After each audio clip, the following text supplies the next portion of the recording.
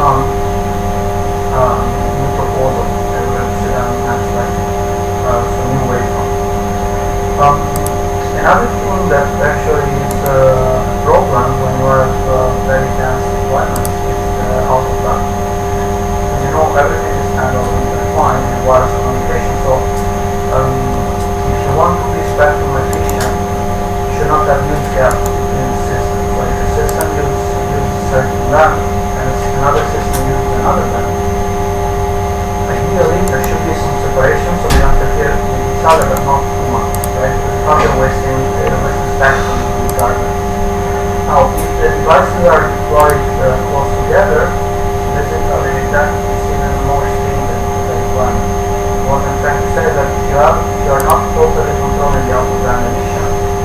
So either you give up on the performance because the system, the different transmitters start to interfere, or you have to basically space the bandwidth 4 or 5 parts, right? So there is no other way. So either, in a sense, you give up on on the density, or you do accept more interference. There is no other way to do it. So one selling point of these global waveforms like FDM and EMC is that they provide a lower output band emission. So that means implicitly that you can push more in the density of deployment, right? Because if you are more contained in terms of output band emission, you can also be closer, right? Of course, like the distance, the geographical distance and the spectrum distance are very much interrelated, right?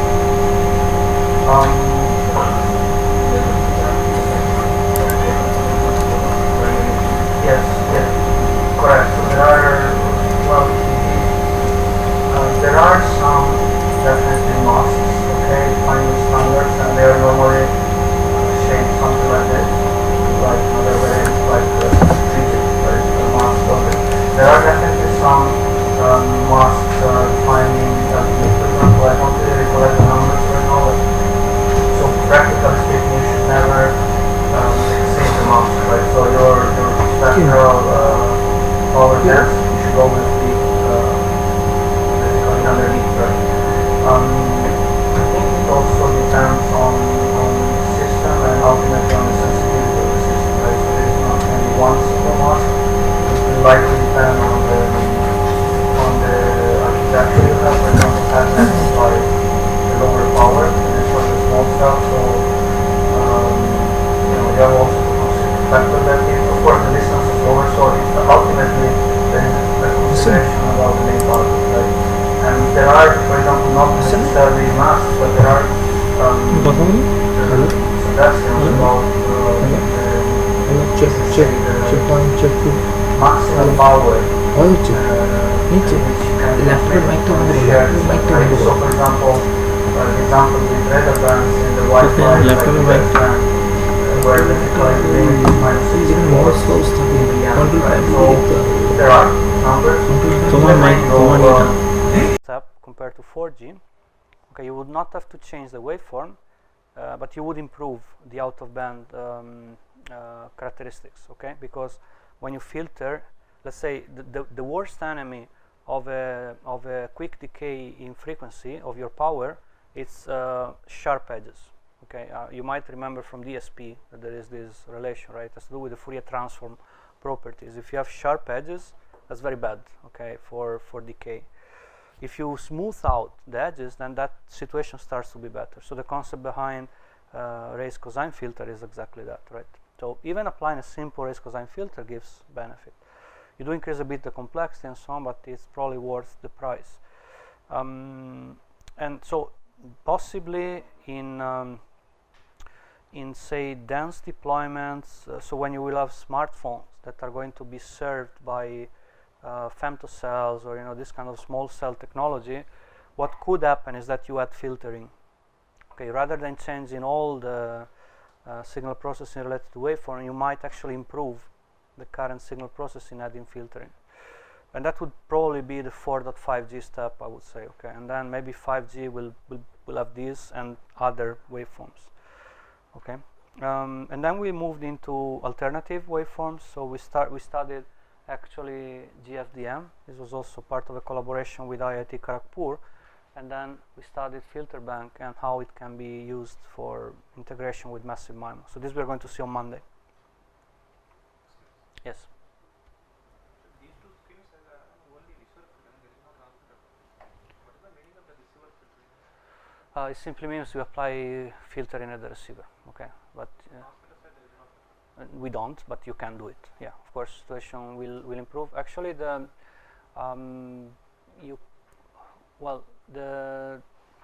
you see, it depends on what your focus is. So if you want to basically, in a sense, protect your signal when you receive, right? Then you would do receive filtering. So it's like filtering out, let's say, the enemy emissions, right? If your focus is on, say, protecting, let's say, in a sense, shaping the transmission, okay, so you are more concerned about what you do to others rather than what the others do to you, then you would do transmit filter in there. Now, both are valid, okay, it's also like, you know, time constraint is based on a work of a PhD student, so you have to pick topics. I think they're both relevant and probably both should be applied, okay. I think there is some work going on in a group collaborating with us on transmitter filtering, definitely for OFDMA, and there are many groups, I would say, working on this. Now they tackle different problems, and our focus was more on carrier frequency offset compensation with low complexity, but there are other approaches, definitely. And yeah, and then these are new technologies. Yeah. On the other hand, they are not. I mean, you know, in the main, they are all multi-carrier techniques, so there are some similarities. Okay, it's not that they are orthogonal to each other. Okay, but is probably one big difference. It's actually definitely how you shape, okay, the pulse in time, and another difference is that changes a lot. It's the frame structure. What I mean by that is the time frequency grid. We're going to see this later, but practically, depending on how you place the guard times, that will change a lot, okay, between the different waveforms. For example, FDM has the cyclic prefix. GFDM has one of such cyclic prefix, but then it has a sequence of time symbols, so it uses less, in a sense, bandwidth for the guard time usage, and FBMC has none at all. So that, you know, implies also differences in bandwidth efficiency and in the capability to cope with ISI, okay. And another big difference is whether they use linear or circular convolution. Okay, so for example, GFDM uses the circular convolution and FBMC the linear one. There is no free lunch like FBMC. Yes, they don't use CP, cyclic prefix, but they do have a ramp up and ramp down time. So again, there is some time wasted there. So I think there is no silver bullet. Okay, but my impression as you know, an engineer, is that it's always about trade-offs. And FBMC, for example, is more complex. OFDM, the best advantage it has, one of the best advantages it has, in my opinion, it works perfectly with MIMO. Massive MIMO, no problem. Has been there forever. You just repeat your MIMO processing per subcarrier. So it works for one carrier. It works for 1024 carriers. No problem whatsoever. FBMC historically has problems. I don't go into the details, also because I'm not really an expert of MIMO and FBMC. I did some work on massive MIMO and FBMC. So historically it has issues, okay? So it has not been possible to have really successful implementations of MIMO for FBMC. We saw that with massive MIMO it works differently. Now, what is the catch there? Is that if you have a technology, if you want to propose a technology, okay, like FBMC, and then it doesn't work with MIMO, but it works with massive MIMO, you're kind of doing a triple jump, right, or double jump. So you're saying, okay, not only I change the modulation, I also add massive MIMO so that it works fine. It's too much. So you see that OFDM, in a sense, has a competitive advantage because it's there, it works. You can extend it gradually to MIMO and massive MIMO. So again, be open-minded. Though everybody tells you, probably if you read papers and go to conference, that you have to change the waveform and the OFDM is doomed I'll be a bit cautious before betting on FDM, okay, because it is a good technology, and depending on the application, it might still have long life, and it probably will. Okay, GFDM. There are works starting to look into MIMO. Is a group in France. It looks better than FBMC, so it might be. If you just look at that, might be an advantage of GFDM. Though, from what I understand, GFDM has problems with out of band. It's better than OFDM, but marginally better. I think Sashank can confirm. Yeah. It's like better than OFDM, but not really so better. Not even better than OFDM, I think. I don't know, but it's not like what it seemed. Okay, so there are some pros. For example, FBMC is complex. It's more complicated than I think than GFDM, and definitely than OFDM. So you see, it's if you put it in a matrix, there are many factors. So it's not just, you know, I come up with a new waveform and then everybody will use it, and because it's better at everything. It doesn't work like that. Suppose we are using receive filter and will design some GFDM or FBMC. Yes. Yes. Then transmit I will use OFDM only. You Compatible? No, you have to have actually the over-the-air interface. You have to have the same technology at both sides. Okay, so you cannot have GFDM and Then in GFDM receiver side I am using receive filter, then transmit what will be there? no, but Filter means that is equal to OFDM only. so sorry, I didn't fully get the question. Suppose if we consider Yes. filter bank multi-carrier. Yes. So here we are considering only receiver side filtering. Yeah, this is, I mean, sorry, maybe the figure is not exactly clear. This is a research path we have taken. So this is for FDMA. Okay, we are not considering the same thing here. These are new topics, okay? So this is a work we did in the context of FDMA. Okay, so here we've not looked into these things actually. Okay, so the filtering part of the work has to do with FDMA in what I'm going to talk about. Okay. I mean, that's what we did. You can, of course, do filtering and other things, right? The way actually it works is that these technologies are basically doing a different pulse shaping than FDMA. So that's also it leads to lower out-of-band emission. So in a sense, for example, in filter bank, it's called filter bank. There is a reason, okay? I'm not going into the equation, but it is embedded in a sense in the system, okay? And GFDM is more contested the thing, so but you know they are in a sense taking more care of the smoothing of the pulse than OFDM. So in OFDM you have to add it in a sense. These technologies were kind of meant to take that into account. Definite filter bank is like that. Okay. So this is a general multi-carrier transceiver. Okay, so you do have basically a multiplexing operation here. Okay, where you distribute your stream of information over the different subcarriers. You do upsampling. You see this is general. PT of n could be a rectangle, could be raised cosine, could be whatever you want. You do actually basically go you have converting frequency to transmit at the different subcarriers. So you see you have n in this case. You have your channel, and then you have, as in all telecom systems, the reverse operation, right? Now you can actually play with these signs, I suppose.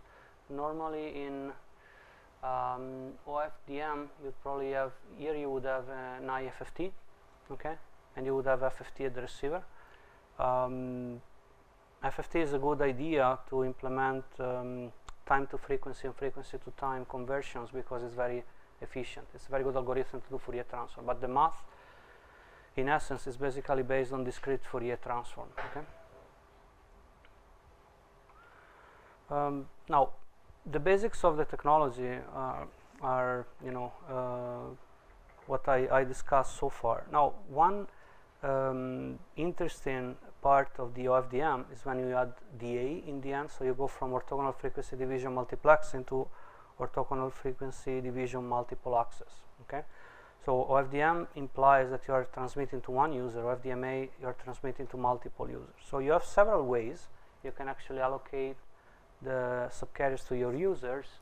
So it can be as simple as you allocate a block each, or more convoluted like this guy, where you have a fixed spacing, but you interleave the subcarriers, or you do a bit of both. So you do transmit in smaller blocks, but you also interleave the blocks.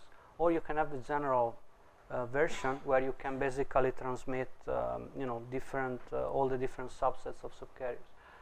So there are pros and cons. Now the good thing about basically the techniques which are sort of static in the allocation is that they are not as complex as this guy. So this guy normally is not random. This different allocation would be based on the SNR. You have a subcarriers. Okay, so users are in different positions, so they would all see a different channel, and some might be in a better situation than others in terms of the channel. So you will allocate the carriers where the SNR of the user is highest, right? So that's the way you could do the subcarrier allocation. So of course this implies a necessity to collect information about the channel, and to come up with some sort of optimization, right, about how you allocate the carriers. These guys are in a sense static. Okay. One thing, for example, that is good in this scheme, and implicitly in this scheme, is the diversity in frequency. Okay. So what is the problem with block carrier? The problem is that if you have a fade in frequency, all the data for example the black user would be lost. Okay, because there is a coherence, right, in frequency. So if you start with a fade and the coherence is kind of high, right, there is a high coherence bandwidth, it means many subcarriers will be in fade up to the point you might get nothing out of it. So the good point about, for example, interleaved allocation is that it's unlikely that every single occurrence of your allocation will be in fade, right? It's the principle of diversity in frequency domain. So there are many things you can do, okay, in terms of allocation. It's a problem. Now, in this work we focused especially on the uplink, okay, where you have a transmission from mobile phones to the base station, okay, and you have to decide, of course, how to allocate over time and frequency. So this frequency part of the allocation would be related to what I just showed. Okay, so you would pick one scheme and allocate according to that. So that's a block diagram of the OFDMA uplink. So no big deal. You have data coming from different users.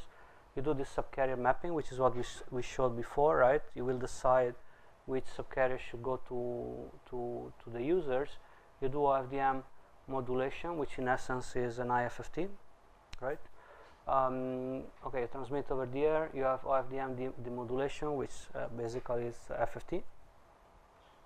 And this is what we are going to focus on today. So you have basically problems related to CFO compensation. Okay, for example, it could be that because of mobility there is a Doppler shift, right? And different mobilities for different users would lead to different shifts, right? So that it starts to be complicated. You see, the easiest case of carrier frequency offset is when you have the same offset for all the subcarriers and all the users. In that case, you just have to estimate this basically phase, right? And then you multiply by E minus J that phase. Done, right? So normally though the situation is not like that, right? So you have different frequency offsets, so you have to be more smarter than that. Other sources of CFO are misalignment of local oscillators frequencies at the transmitter and the receiver. That can happen, so hardware problems. Okay, we don't focus here on timing offsets. Now timing offsets are normally absorbed and taken care by the guard time in OFDM, which is cyclic prefix. Okay, so you normally assume that the cyclic prefix is designed in a way that time in offset is not really a major problem. Okay, so it was more challenging actually, at least in the last part of 4G, to solve the carrier frequency offset problem rather than the time in offset problem. That has been taken care of by the cyclic prefix. Okay, after you do this, you need also to equalize the channel, of course, and then at that point you can decode your information. So you will do subcarrier demapping and then user output. Now I'm not showing it here, but of course there is all the component related to interleaving, channel coding, and so on. This is like beyond the scope of this lecture, right? So you would have to imagine the coding, interleaving, and even beyond that, if you have source coding, that also has to be done, right? So these are all, it's a complete chain, but just we focus on the center part. So one research question we've been trying to answer in this work is whether it's possible to serve a large number of users using OFDMA, still having a reasonable complexity, okay, and providing the optimal performance in terms of CFO compensation for all carrier assignments. So not just one specific example, but all of them. Now what we found in the literature was that there were solutions for one scheme or the other, say for block interleaved or interleaved, but it was missing a solution working for carrier frequency offset compensation for a generalized allocation scheme. Okay, so that's one motivation for the work, and also, as I said, we want to keep complexity low, right? Why? Because it's a good thing. Okay, so if the complexity would be an issue with in general with networks, especially if you have many more users, and you will have many new technologies and so on. So complexity definitely is going to add up. So if you can anywhere reduce a bit the complexity, it's a good thing. Okay, so there are some approaches in the literature. For example, interference cancellation has the problem to have a high complexity. Error propagation is also there. Linear CFO correction. Actually, ours is also linear CFO correction, but we take some different approach. Now, what was there in the literature before our work? You do have actually solutions only for some specific cases of carrier allocation. Somehow it works within a certain limited range of CFO. Now, the maximum carrier frequency offset you can have is between minus the subcarrier bandwidth divided by 2 and plus the subcarrier bandwidth divided by 2, right? I mean, beyond that doesn't even make sense. So there were solutions, but they didn't work for the full range of possible CFO. And again, the complexity was high. Okay, so what we tried to do is to propose techniques. Now I have the paper cited. I won't have time to go into the details, but you can check them if you're interested. So the solutions basically are suitable for a wide range of CFO, from plus or minus 50% of the subcarrier spacing, while still not adopting any approximation. Okay, so we are not approximating anything in the channel, what we are going to call interference matrix. We are simply taking it as it is, doing some manipulation and reducing the complexity. Okay, because you could start to have approximations in the interference matrix. So what I mean by interference matrix, by the way, you can actually have a matrix where you have basically the intercarrier interference power. Okay, so you could have, for example, the power that the leakage, in a sense, of a subcarrier into another one, right? So because of this misalignment in frequency, you start to have power spilling over, right? So if everything is synchronized, you wouldn't have this problem, right? Because it's orthogonal in theory, at least. But if you start to have lack of frequency synchronization, then you start to have problems with interference. Of course, if you look at the interference matrix, the close by subcarriers interfere more to each other, right? And the ones that are more far apart, they interfere less, of course, right? Because you are more far in the frequency. It is a symmetric matrix, which means it's equal to its transpose. Any clue why? Anybody guessing? Why, if you take the transpose of this matrix is going to stay the same. So this is a matrix measuring the interference of a carrier, of a subcarrier into another.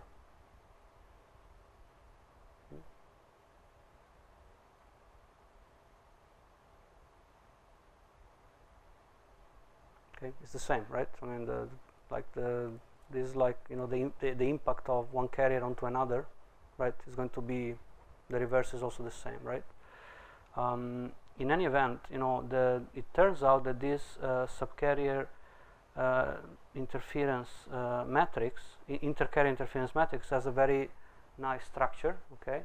And it's you can write it actually as a block circulant matrix. So you see that here you have a certain block, and then another, and then another, and then another, and then the next basically batch of columns is going to be the same story but shifting, right? It's like when you might be familiar with circular matrices, where you have a column and then you basically shift one position and then another. Is like a cyclic shift register, right? This is the same but with blocks. It's like a generalization, okay? So I'm not going into the details, they are in the papers, but practically what we could do is, without actually removing an information, we could basically write the matrix in function of just a very small portion of it, okay? And then the rest is repeated, and actually here you would not have a relevant interference. So what this leads to, it's a very big decrease in complexity, okay? So eventually what you're dealing with, you have an interference, intercarrier interference matrix, okay, which you have to compensate for. You have to find out a way to actually write this matrix in a simple form, so that you can actually have a lower complexity. There are approaches actually that you know are doing these the same. They're trying to solve the same problem, but they lead to losing information. So, for example, there are approaches based on banded matrices. Okay, so you just retain the part of the interference matrix which is close to the diagonal, and you forget about the rest. So this is simpler because you don't have to process all the information of the matrix, but it's also losing precision, right? So these are not optimal methods, okay? Now, once you do these, you have a matrix, and then practically you have to invert the matrix, right? It's like what you do with any detector, okay? So, and there are a few techniques you can use, zero forcing, MMSE. So we are focusing on linear methods, okay? So first you write the matrix in a way that is amenable to lower the complexity, and then you basically you know, do your detection, right, to the receiver, and it can be zero forcing or MMSE.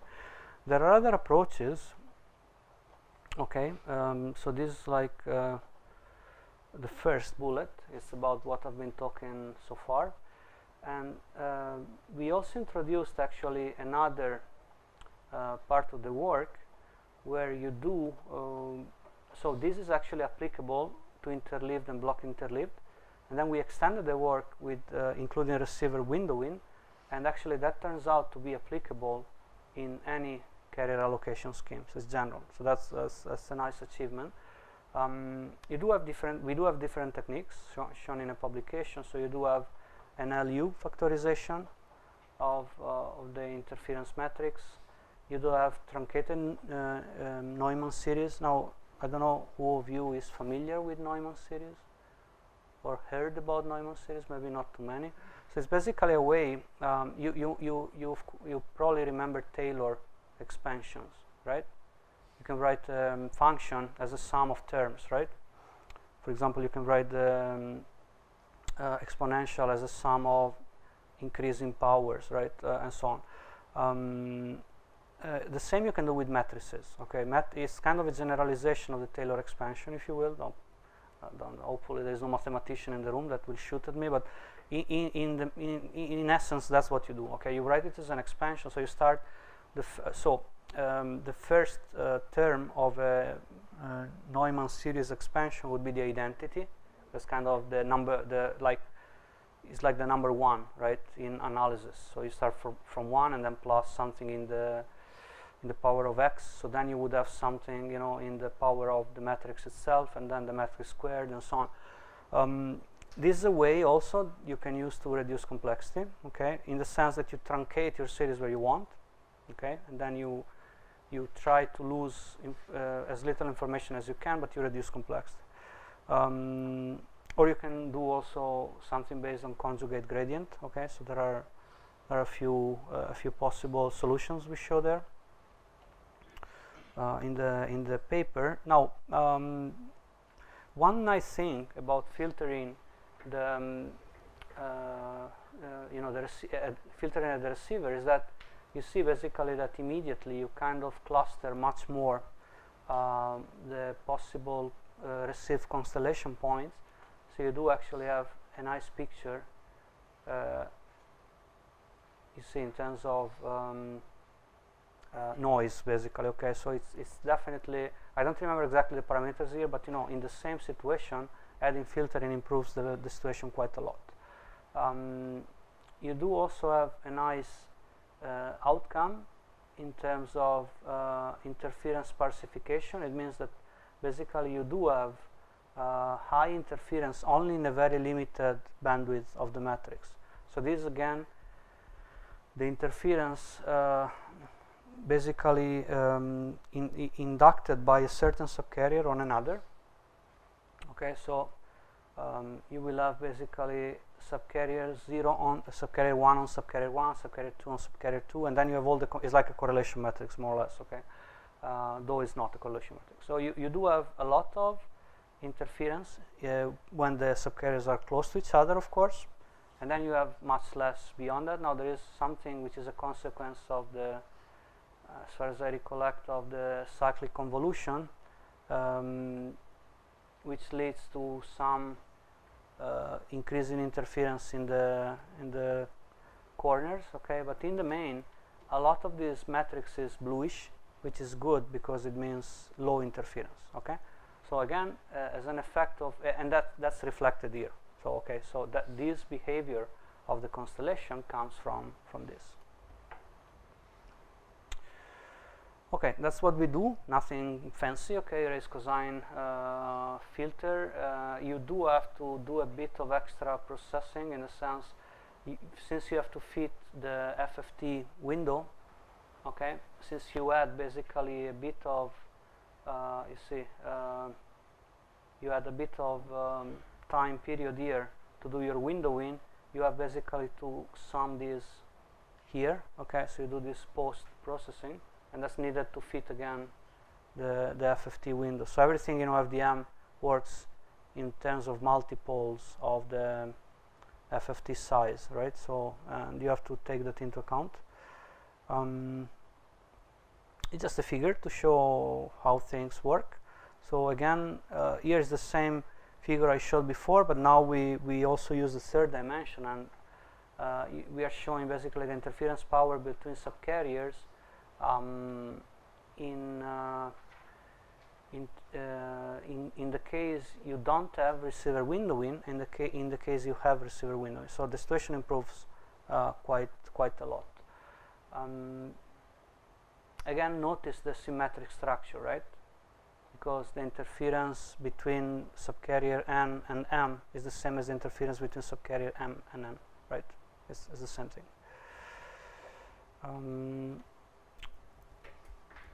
I think we are doing well with time. Any question or any comment? Okay, I'll probably point you to some papers since we have some time. We do have some publications on this work, so if you want to check them out. So there are